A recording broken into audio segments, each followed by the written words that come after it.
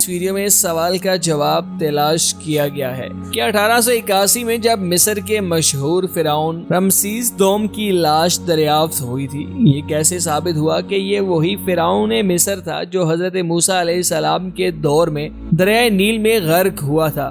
دوستو، 1881 کا سال آرکیالوجی کی تاریخ میں سنگ میل تاریخی سال سمجھا جاتا ہے۔ اس سال جب مصر کے علاقے قاہرہ کے قریب فرعونی دورے کے بنے ہوئے بڑے بڑے اہراموں کے آس پاس ماہرین آثار قدیمہ کھدائی کر رہے تھے تو انہیں ایک انتہائی نایاب تابوت ملا جس میں ایک حنوط شدہ لاش دریافت ہوئی۔ یہ ایک مرد کی لاش تھی جسے ممی بھی کہا جاتا تھا۔ تابوت ملنے کا یہ سلسلہ بند نہیں ہوا بلکہ اس کے بعد تابوت ملتے ہی گئے اور اب تک یہ سلسلہ جاری ہے۔ 1881 کی کھدائی کے دوران ملنے والی لاش انتہائی دلچسپ کہانی بیان کرتی ہے۔ یہ لاش کسی اور شخص کی نہیں تھی بلکہ حضرت موسیٰ علیہ السلام کے زمانے میں اس فرعون کی تھی جن کے محل میں حضرت موسیٰ علیہ السلام نے پرورش پائی، اور یہی وہ فرعون تھا جس نے حضرت موسیٰ علیہ السلام کا پیچھا کیا جب وہ بنی اسرائیل کو آزاد کروا کر دریائے نیل پار کر رہے تھے۔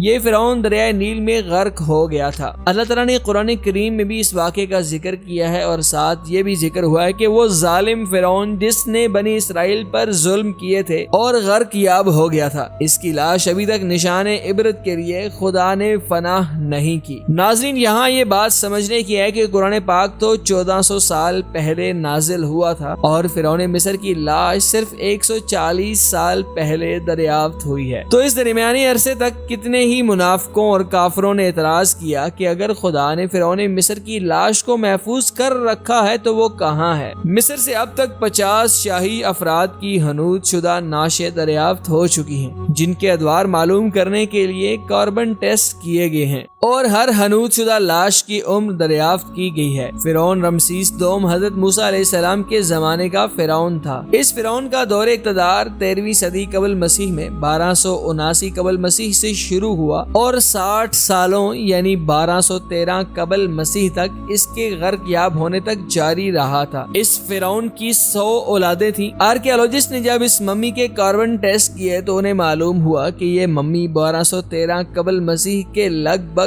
حنوط کی گئی تھی۔ فرعون مصر کی ممی جس تابوت میں ہوتی تھی وہ انتہائی عالی شان تابوت ہوتا تھا جس کی چمک سے ہی پتہ چل جاتا تھا کہ یہ فرعون کا تابوت ہے۔ تاریخ دانوں نے کاربن ٹیسٹ کے بعد انجیل اور قرآن پاک کی مقدس کتابوں کا مطالعہ کیا اور اس بات پر پہنچے کہ یہ ممی رمسیس دوم کی ہے۔ پھر قرآنی آیت سے یہ ثابت ہوا کہ رمسیس دوم ہی فرعون تھا، وہ فرعون جو حضرت موسیٰ علیہ السلام کے زمانے میں مصر کا حکمران تھا۔ تاریخ دانوں نے یہ کھوج لگائی کہ یہ فرعون کس کردار کا تھا۔ انہیں مصر کے قدیم ترین دریافت شدہ کتبوں سے معلوم ہوا کہ رمسیس دوم نے اپنے وقت کی مصر کے اندر 2 بڑے عظیم الشان شہر پیتھیوم اور رمسیس آباد کیے تھے۔ ان شہروں کی تعمیر کے دوران لاکھوں غلاموں نے محنت کی تھی۔ تاریخ دانوں نے پھر قرآن اور بائبل کا مطالعہ کیا جہاں یہ بات لکھی ہوئی تھی کہ ظالم فرعون نے بنی اسرائیل کو غلام بنا کر ان سے بڑے شہر تعمیر کروائے تھے۔ 1207 قبل مسیح کی ایک مٹی کی تختی بھی دریافت ہوئی ہے جس میں یہ لکھا ہوا تھا کہ ان کا ایک سابقہ عظیم الشان بادشاہ پانی میں ڈوب کے مر گیا تھا۔ رمسیس دوم ہرگز کمزور فرعون نہیں تھا۔ جس طرح قرآن پاک میں ذکر کیا گیا ہے کہ اس نے بنی اسرائیل میں اولاد پیدا ہونے پر پابندی لگا دی تھی جس کی وجہ سے خود حضرت موسیٰ علیہ السلام کی پرورش بطور یتیم اسی فرعون کی بیوی کے ہاتھوں ہوئی۔ اسی طرح مصر کی تاریخی کتابوں میں بھی یہی بات لکھی ہوئی ہے کہ رمسیس دوم کے پاس بہت بڑا لشکر تھا، اس نے کئی نئے خطے بھی فتح کر رکھے تھے۔ سائنسدانوں رمسیس دوم کی موت کی وجہ جاننے کی کوشش کی۔